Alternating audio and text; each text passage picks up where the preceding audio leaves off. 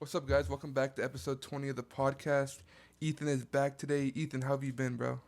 I'm good. I've been back. I've been out of the city. I guess you would call it a little holiday, a little 3-day holiday. But yeah, I'm back for episode 20, back for the big one. This is big, It's been 20 episodes. It's been fun. It's been a great year of soccer. It feels great to be on episode 20, and it feels even more great to be back talking with you, bud.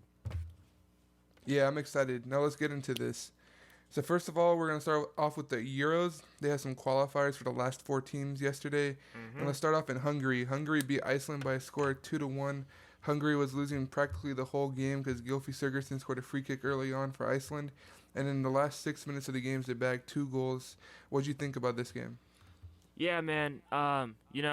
As I came in to these Euros, I kind of had Iceland as as kind of like a sleeper team. I had them as like a team that could cause some damage, can make some commotion, could get some good press about themselves, and maybe get out of this next group stage. But now they don't even get the chance of going into this next group stage. As Hungary come back from down 1-0, pretty much the whole bloody game, they come back.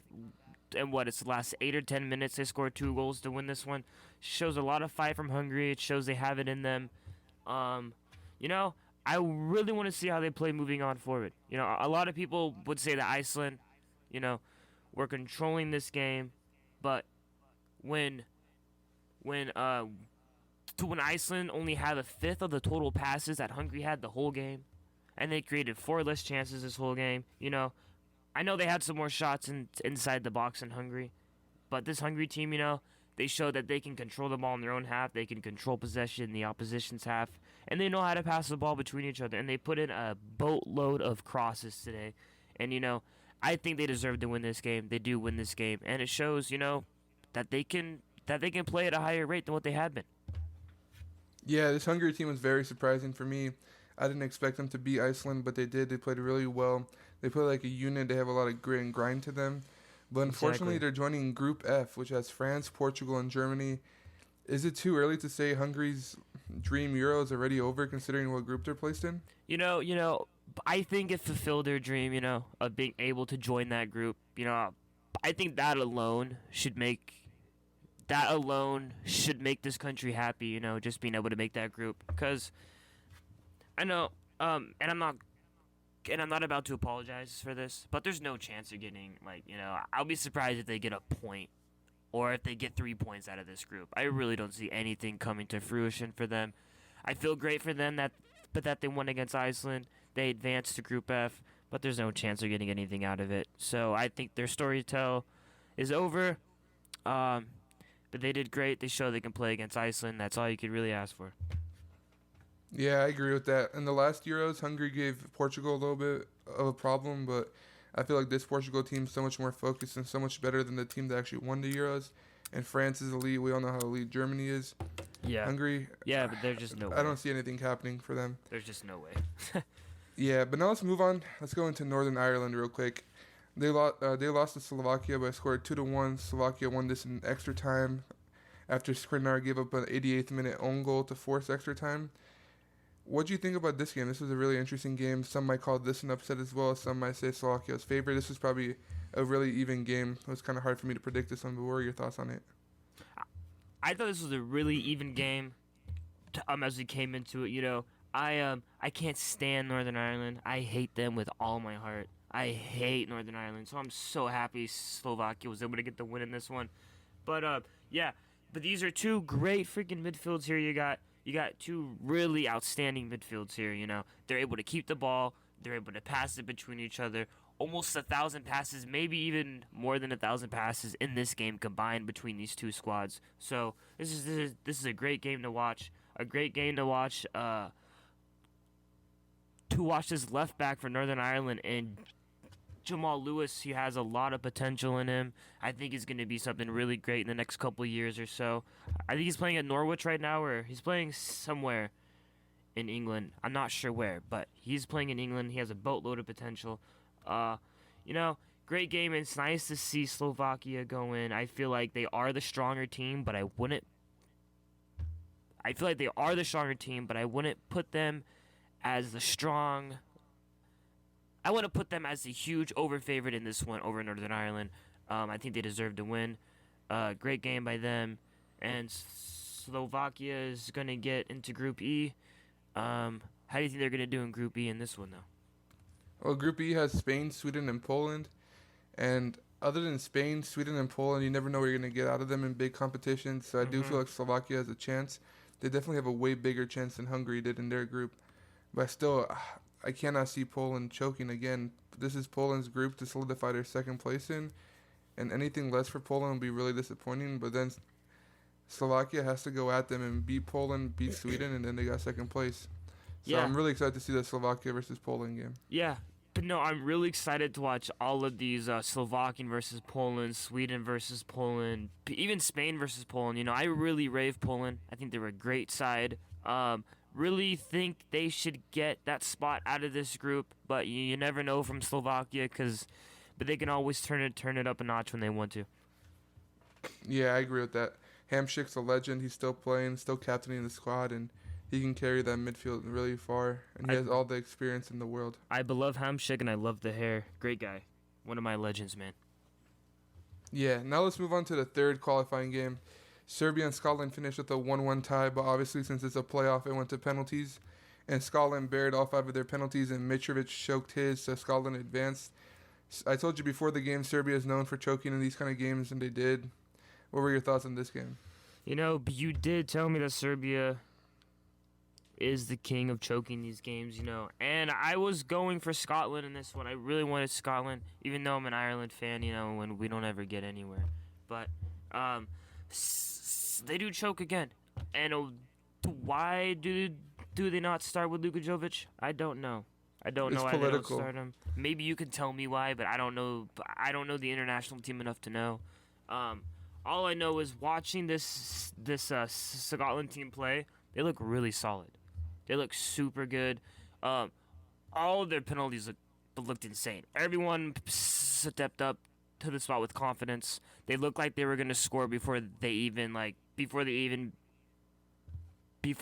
started a run up.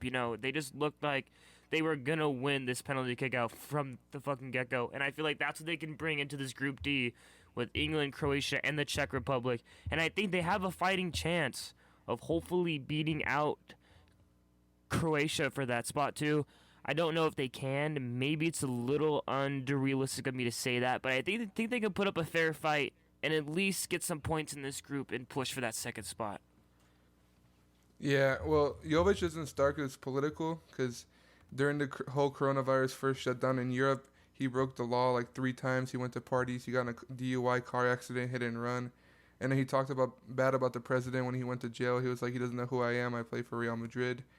So he's not the most popular person in Serbia right now, but like personally me, he's way better than Mitrovic. There's a reason he's on Real Madrid even though he doesn't start and Mitrovic is on Fulham. It just makes no sense. Mitrovic was horrible throughout the whole game, not even just in the penalty shootout. Yeah. In Serbia, they took too long to get going. I think they respected Scotland way too much, and they were scared to attack them. But Serbia, that's what they have. They have such skillful forwards, other than Mitrovic, and they can attack really good. But when they try to play counter, it doesn't fit their style. And Scotland punished them. Scotland was trying to hold on to a 1-0, kind of cost them. And then Jovic scored. Yeah. And in extra time, I thought the goal was coming for Serbia. But as soon as it didn't, I knew they were going to lose in PKs.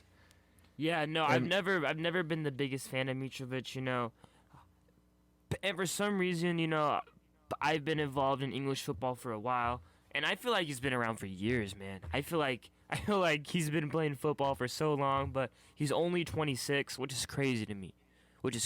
Yeah. I could have sworn this dude was like 31, 32, but no, he's only 26. You could say he's young.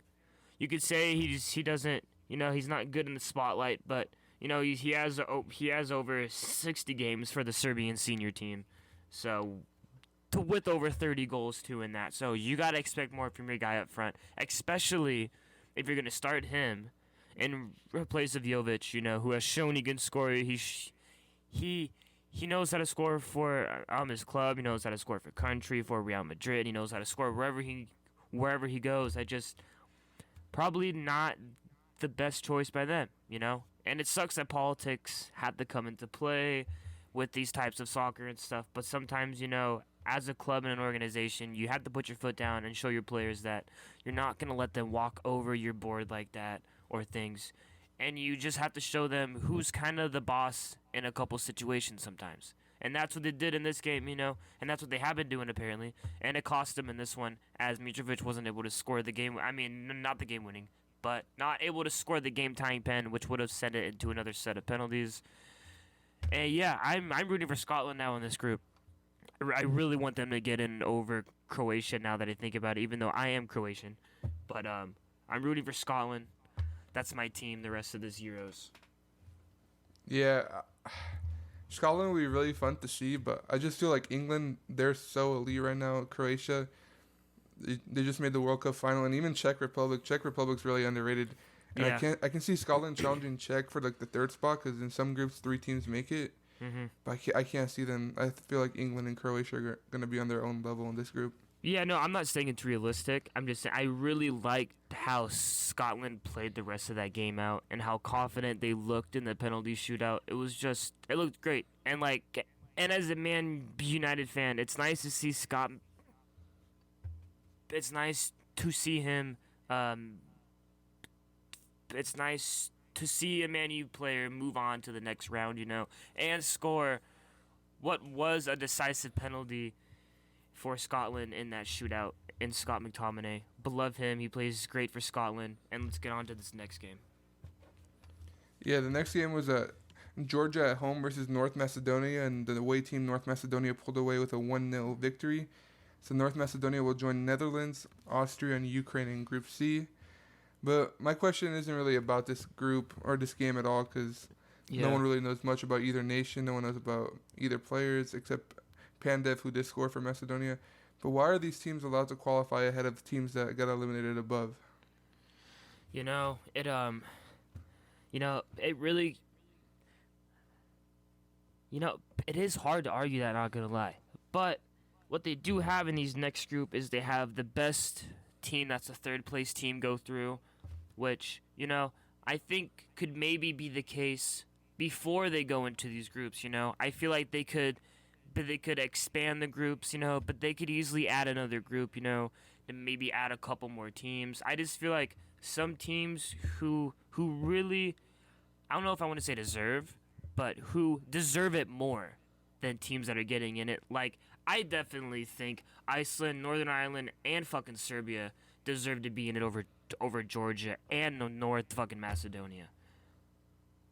Easily, I agree with that. Easily. But I don't know how they fix this to where they get the teams that should be in it to be in it. Because if North Macedonia is in this Group C, and I swear to God, if they don't get more than 2 points out of this bloody group, then I'm going to be fuming.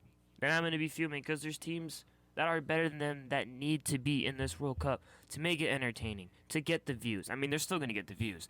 But, I don't know, to just get these better games, to get some better competition for these players, and just all around it, it's about having more entertaining games and games that fans want to watch. And fans that aren't even a fan of the fucking nation, they still want to watch the game because of who's playing. I'm not gonna lie to you, I'm not gonna want to watch an Austria versus a North Macedonia game. I'm just not. Yeah. I'm just not. I'd rather watch any other fucking game in the championship in England than Austria versus bloody North Macedonia. And it just sucks. I don't want to see Macedonia in this competition. It doesn't make any sense to me. Ah, man.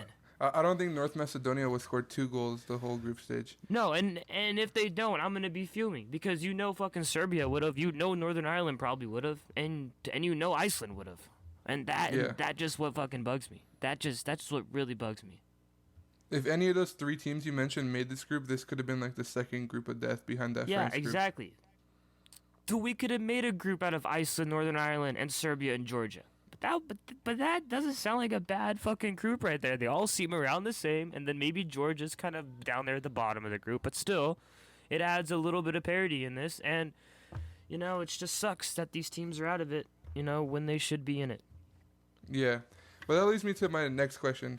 Which one of the 4 teams that qualified do you think will have the best or most surprising Euro? I really want to say Slovakia just because of the group they're going in, with Spain, Sweden, and Poland. It just really, we really need to see if the Poland that shows up is the Poland with that we know. Yeah. Because, like, this team that Poland has, they have the players on this squad, but they have the chemistry between each other. They know how to play together. It's just, can they show up as they should with who they have? They just need to play to their potential, play as well as they can, and I feel like they can get through in this group and maybe upset Poland. Yeah, I agree. Slovakia does have the best chance. I feel like Slovakia and Scotland have the only chances. Hungary, they got placed in a really bad position, and then North Macedonia, there's levels to this, and they're not even anywhere near the level of any of the teams in their group. So yeah, no, they're not. Slovakia even close. and Scotland have the best chance, in my opinion. They're not even close. And yeah, I'd say Slovakia and Scotland. Just Slovakia, just because they seem to have a little bit of an easier group. I feel like it's more level. I feel like for the Group D that Scotland would be able to go in, they would have to elevate their play a lot in order to keep up with Croatia. Yeah, I agree with that. But now let's move on from the Euros and talk about some big news around the world that's been happening. So the first story I got for you guys is Joe Gomez during England training. He tore something in his knee. He has knee ligament damage, and he has surgery, and he's probably going to be out for the rest of the season. And Mohamed Salah has tested positive for COVID with Egypt. How do Liverpool combat all these injuries? But they're going to have to ask a lot from players that are out of position, from players that don't play as much as the starting 11 does, and they're going to have these players. They're going to have all these backup players and these role players come in for them and make a difference in this squad. That's all you can ask when you have injuries and you have a bunch of fucking people out. You have to ask people.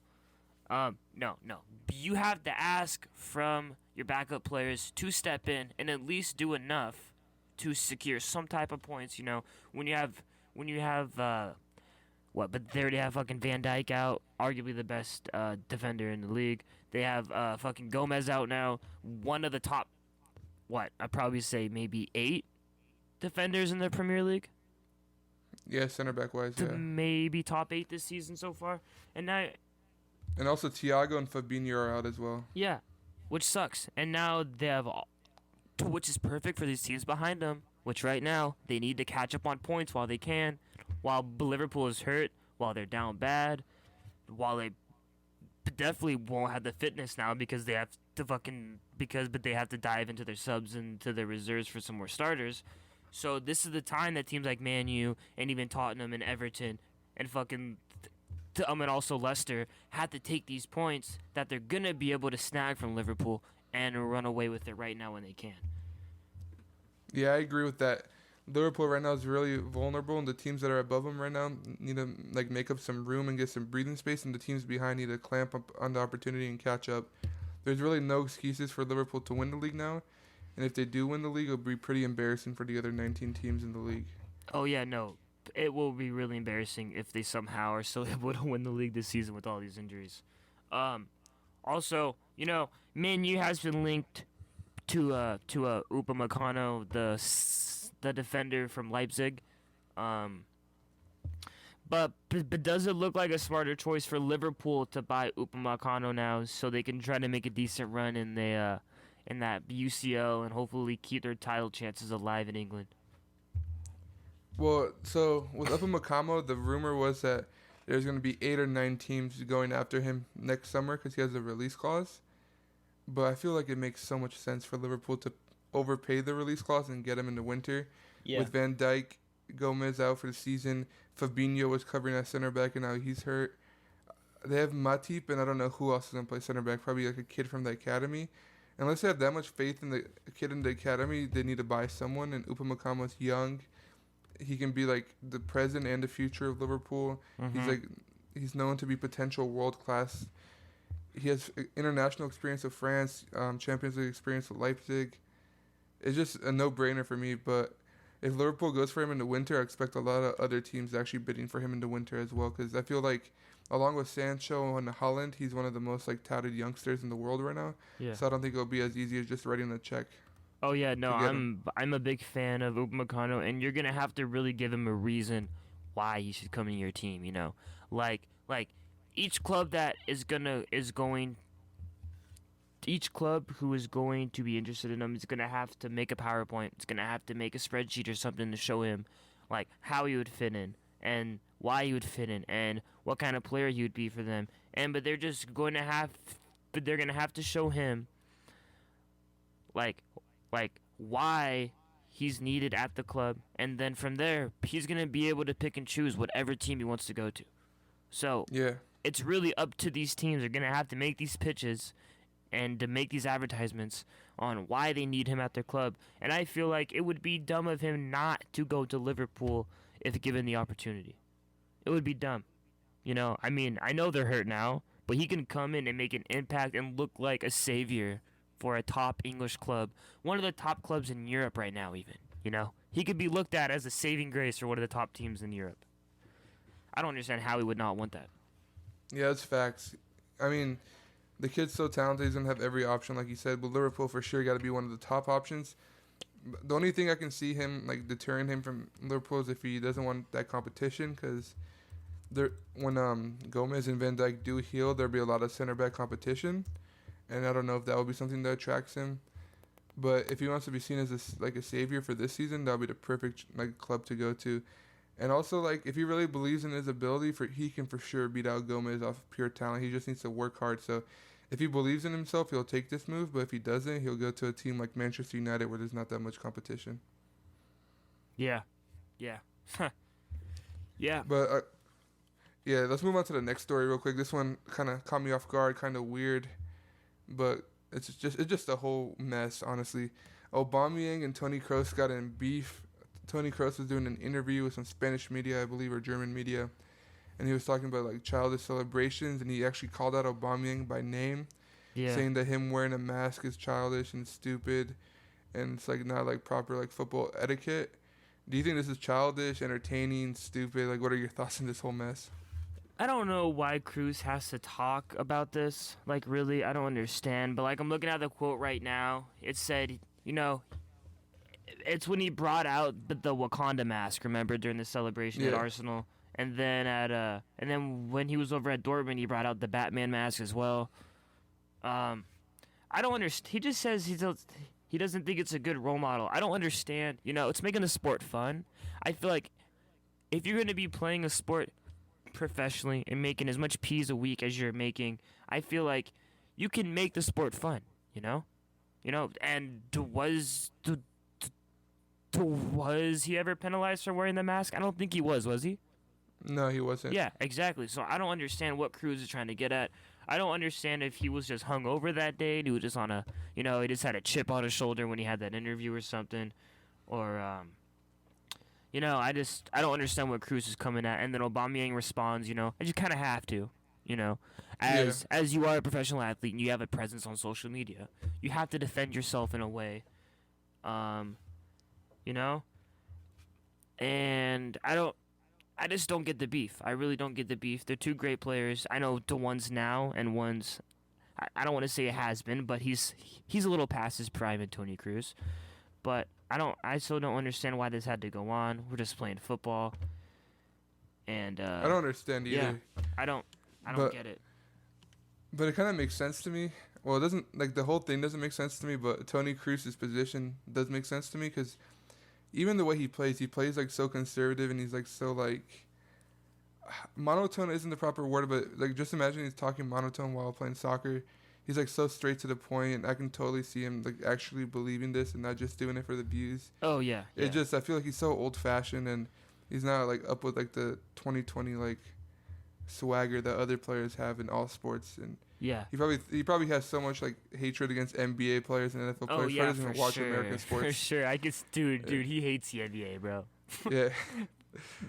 That's just a player. He's probably from a small town in Germany where they just know soccer from the 1960s. Exactly. And he just took his position and publicly. I wouldn't be surprised if this man Kroos doesn't have a dartboard with a picture of the NBA fucking logo on it, and he's just throwing darts at it every day. This man would have to hate the NBA and the NFL, bro. Yeah, for sure. He's mad about a mask. Man, come on. Yeah, that whole situation's sloppy, and I can't wait to see what else happens. But let's move on to some winners of the weekend from last weekend. The first one I got up here is Southampton. They beat Newcastle by a score of 2-0. They're currently fourth in the Premier League, which is a big surprise. What are your thoughts on Southampton I this year? love Southampton so far. But they looked great as they were pressing but they were pressing Castle in the back. You know, Castle just wasn't able to get the ball out. Maybe some sloppy defending on their part. A few nice fucking saves from Carlo. A few nice saves from Carl Darlow from Newcastle in this one. A great goal from Shea Adams. He has a great leg on him. I love this guy. 2 legs. And they're currently fourth in the Premier League. Love Southampton. Looked great this weekend. Looked great. Yeah, I agree with that. Southampton's a really big surprise in my opinion this year. Their manager, I don't know how to pronounce his name, but he brings such an exciting style of football to a mid-table team. Usually you see the styles like top of the table teams, but Southampton, they're using the style of a top table team. They're playing like a top table team, and they currently are a top table team. So I'd be really excited if they get a Europa League spot this year. But they are a top table team. Let's just say it for the 5th time. Top table team. Yeah. Top table team. Let's hope they get a Europa League spot though, because I would love to see them in Europa League. That'd be this crazy. style in Europe fits perfectly. That would be crazy to see them in Europa League. Yeah, for sure. But let's move on to the second winner, Manchester United. They've been on my losers the last couple episodes, but now they finally make it up to the winners bracket. Yes, sir. They beat Everton 3-1 thanks to a Bruno Fernandes masterclass, 2 goals and assist for Bruno. This is a much-needed win for points also for squad morale and also for Ole to feel good about keeping his job temporarily. What were your thoughts on this one? It's just a huge result for Manchester United. You know, they come in, they beat Everton 3-1, but they've had some shaky results in the past. And I'm saying this to every Man United fan out there, every fan, you know, that knows Manchester United and might not be a fan. You are dumb to say that Bruno Fernandes is not the best player on this team right now. There is no other player on this team who is performing at the rate and at the overall performance that Bruno is game in and game out. This man puts balls. No homo. This man puts balls into spaces I didn't even think were fucking possible. This man lifts the balls perfectly. He'll put it on your head. He'll put it on your foot right where you want it, so you literally just have to swing. He just does it all. He runs the front of this midfield. He runs this front three. He really runs this front three. He gives them all the service they need.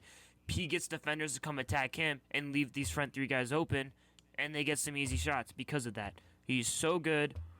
He's an insane ball handler. He's a great point guard on this team. But this should boost the squad morale, and hopefully they can take this and they could take it into the UCL group stage still and hammer out a couple more results and get out of the group stage in the Champions League. Yeah, I don't know who they play after the international break, but I saw somewhere on Twitter that their next 7 games, they're all pretty winnable other than PSG in the Champions League. So they got to bag some points out of those 7 games and build their way up the table, because currently I think there's like mid-table, like lower mid-table. I think they were 15th or 13th last time I looked. Yeah, they need to get back up to like the top 4 for sure in the next couple of months. Oh, they're 14th right now. 14th. Yeah, if they don't get back up to the top 4 soon, Ole's going to lose his job. So they need to build off this performance. And their next couple of games are pretty winnable. So we need to see how they perform against lower teams, because that's where they struggle. Exactly. And a win against PSG would be huge. Yeah. A win against PSG would be huge for Ole. Not only Ole, but for as you were saying earlier, the squad morale, just making players, you know, just making them to want to train harder to play for a team that's winning. If my team's winning, I'm gonna want to train harder. But it's gonna make training so much more fun if we're winning, not if we're losing all the time like last season and earlier this year. Yeah, I agree with that. Let's move on to my last 2 winners of the weekend. Leicester City and Spurs, they both got 1-0 clean sheet victories to stay first and second in the Premier League. Seeing these 2 teams on top even this early is kind of surprising, especially Leicester City considering how bad they finished last season. Yeah. They're hot again. Spurs are hot. Spurs are looking really good. Jose Mourinho has the boys playing really well. What are your thoughts on these 2 teams? You know, Jose Mourinho has been working for Tottenham, you know. I mean, I guess they've been a little inconsistent, but they're 5-2-1 in the league. That's really solid in 8 games. That's 19 goals in 8 games. That's about maybe 2.5 a game there. They're looking really solid so far this season. I really like how both of these squads are looking. I like this Leicester team. Would love to see them. Would love to see them be able to finish in at least a Europa League finish this year. Would love to see Leicester back in Europe competition. Yeah, these these teams have been playing great. Pretty much got the same goals for and goals against. I don't really see them. I guess I can see Leicester falling down, but just the way that Tottenham's been playing, unless there's teams that can pick up on the way they've been playing, I don't really see Tottenham going anywhere for a little bit. Yeah, I agree with that. Both these teams do look like they're for sure going to finish top 4 this season at this rate. If they say there's a lot of Premier League players injured, and these two teams haven't suffered that many injuries, but if they do, it might change. But we don't hope injury in anyone, and we hope these two teams, they both keep hammering out results because they're both really fun to watch. They really are. But let's move into some of the losers of the weekend. First off, a team that was a winner of the weekend for pretty much the first 4 games of the season, Leeds United. They have fallen to the loser side of the bracket. They lost 4-1, I believe, to Crystal Palace. They did get screwed over by VAR a little bit, but for sure their hot star has burned out. What are your thoughts on them? I'm still a fan of Leeds. I still think they definitely have what it takes to finish in the top 15 and above position, which I think they will at the end of the season. But they just came into this league this season with this really, I think they came in with a massive chip on their shoulder that, they had to prove to these teams that, hey, we can compete. We can stay in this league, and we can fight for points against these top 5, top 6 teams in the league, which they almost did in their first game against Liverpool this season, if you remember. I think it was 4-3 Liverpool, which that game showed right there, but that they can keep up. But then they go into a game like this and lose 4-1 to fucking Crystal Palace. They're just a very up and down team, and they had an own goal today by Helder Costa. I mean, but they had an own goal on the fucking Saturday by Helder Costa. That just goes down to the goalkeeper. The goalkeeper isn't looking that good, but their back 3, back 4 isn't looking that good right now. They just really need to take this international break but they need to train, they need to talk to their players, they need to get everyone on the same page and just get everyone clicking back as they had been, at the beginning of the season where they were looking insanely good. But, Leeds, they just need to get back on track. They are allowing too many goals this season. They've allowed their joint for the most goals allowed in the season, in the Prem this year. But, they just need to get their back line focused and sharp and fit and just start playing their football and stop trying to play to other teams' football and how they play. Just play Leeds football. That's what they need to do. Yeah, I agree with that. This international break for sure came at the perfect time for them to reset mentally and physically. They don't have that many players that are international, so they have a long time to rest and get fully fit. And once the season starts back, they need to go running and flying at all the teams they face because they lost some ground. And at first I thought they could maybe squeeze a Europa League spot, and I still do feel like they have that potential. But then you start flying again. They can't be dropping points like this. And also in this game against Crystal Palace, amazing free kick by Eze. Easy, I don't know how to say that last name. But amazing free kick by him. If you haven't seen that, you can go back and watch that somewhere. But really solid free kick right there. And sorry. Yeah, Eze is for sure one of the best youngsters in the league right now. Yeah, he's great. Keep an eye on him. I don't feel like he'll be like Crystal Palace too long. He's great. Unless he pulls a Zaha and stays there for his whole bloody career. Yeah, that wouldn't be too smart for Eze to do though. But let's move on to the second loser of the weekend. This one I love when this team's in the loser bracket. Arsenal. I love it. They lost 3-0 to Aston Villa. Former Arsenal goalkeeper Emi Martinez kept a clean sheet. Aubameyang didn't even have a shot. Everything that could have went wrong for Arsenal went wrong in this one. What were your thoughts on it? Ollie Watkins, man. Ollie Watkins, he's still got it in him. I mean, I don't think there's ever been a time where we said he didn't have it in him. But Ollie Watkins still banging in the goals. Aston Villa create 18 chances in this game. That's twice more than Arsenal created in this game. Arsenal was able to pass the ball around. They were able to keep ball possession. It's just Aston Villa was able to get that ball possession into more into some more fucking threatening situations. Able to get 8 corners today for Aston Villa. I mean, not today, but in this game for Aston Villa. And that shows how attacking they were. If you can win 8+ corners in a game, you know you're doing at least a couple things right up front and able to get forward. 14 shots inside the box, they looked great. A nice assist from Grealish. Just a great performance here by Aston Villa as they show Arsenal what's up and they told them to shove one up themselves, Love seeing Arsenal lose. Even love seeing them lose 3-0 even more. Don't really want to say anything about Arsenal because I really don't care. A bad game from Bernd Leno and a bad game from Saka as he gives up the own goal. But 2 goals for Watkins.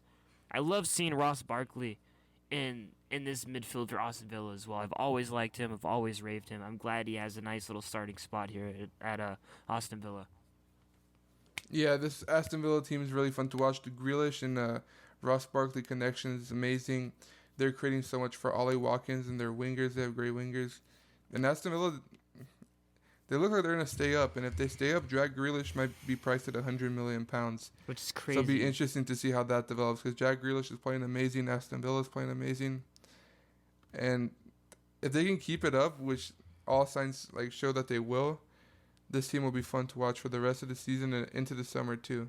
Oh, yeah, and we've seen a lot from Grealish this season. 4 goals and 5 assists in 7 matches. That's 9 goal contributions in 7 games. He's on a run right now, man. Only 25. I don't know. He's playing way better than I thought he was going to play this season.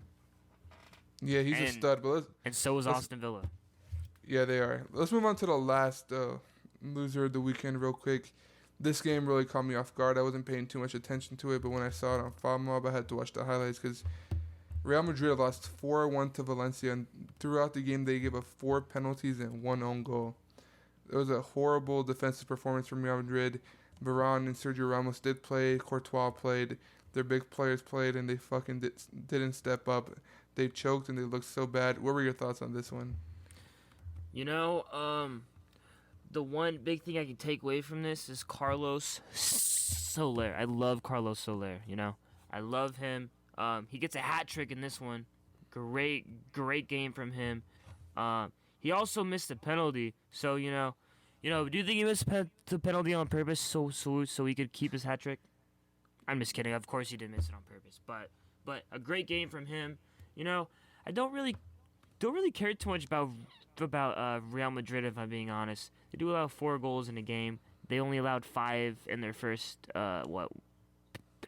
games before this, so they allow 4 in this one. Just Real Madrid, and Barcelona, but they're in shambles this season.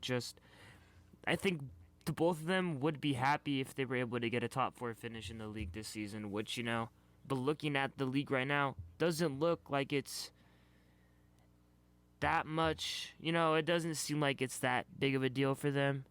But if they can't finish in top 4 this season, there's going to be some drastic changes in these clubs coming forward. Yeah, both of those clubs will go berserk if they don't finish top 4. Even if they don't finish top 2, there'll be a lot of changes in the coaching staffs, players being sold.